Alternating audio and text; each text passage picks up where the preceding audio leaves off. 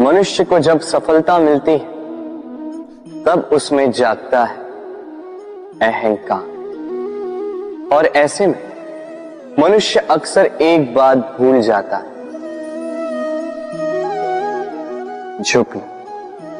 सोचता है कि मैं किसी के समक्ष क्यों झुकूं?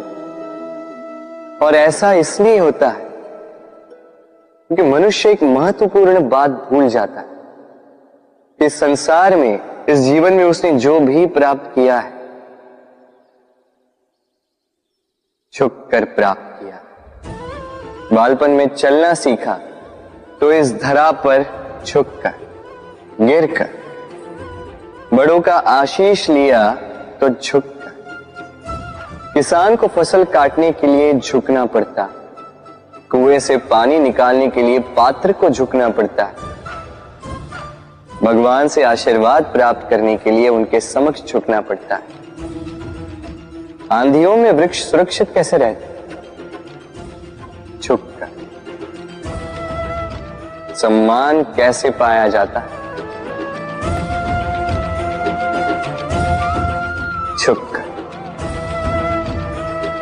किसी के समक्ष झुकने का अर्थ स्वयं का आत्मसम्मान खो देना नहीं, उसका अर्थ होता है विनम्रता। हम मनुष्य हैं और इस आकाश की ऊंचाइयों तक पहुंचने के लिए हमें किसी पक्षी की भांति पंखों की आवश्यकता नहीं। बस जितना झुकेंगे उतना ही ऊपर उठेंगे।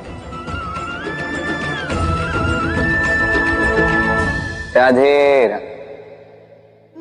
आप इस संसार में ऐसे कई लोगों को जानते होंगे जिन्हें आप स्वार्थी मानते हैं, जो आवश्यकता पड़ने पर ही आपको स्मरण करते हैं, अन्यथा वर्षों तक कहीं दिखाई भी नहीं देते, किंतु जैसे ही उनके आपके सहायता की आवश्यकता पड़ती है हाथ जोड़कर आपके सामने सज्ज रहते।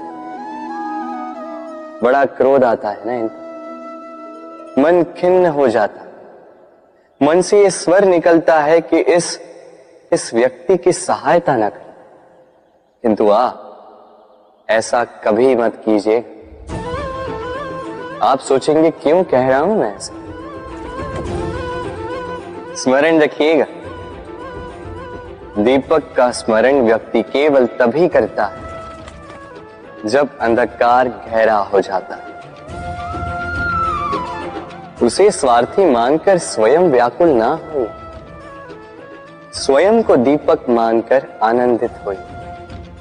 भाग्यवान समझिए खुद को कि किसी को आवश्यकता पड़ने पर आपकी याद आए, कि आप इस संसार में किसी की सहायता करने योग्य हैं। इस जीवन में किसी के स्वार्थी होने से स्वयं का दृष्टिकोण न बदले। बस ये दृष्टि रखिए,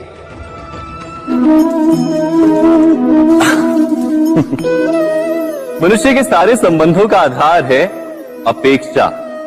पति कैसा हो जो मेरा जीवन सुख और सुविधा से भर दे, पत्नी कैसी हो जो सदैव मेरे प्रति समर्पित रहे, संतान कैसी हो जो मेरी सेवा करे, मेरा आदेश माने। प्रामाणिक इच्छा हो तब भी कोई मनुष्य किसी की अपेक्षाओं को पूर्ण नहीं कर पाता।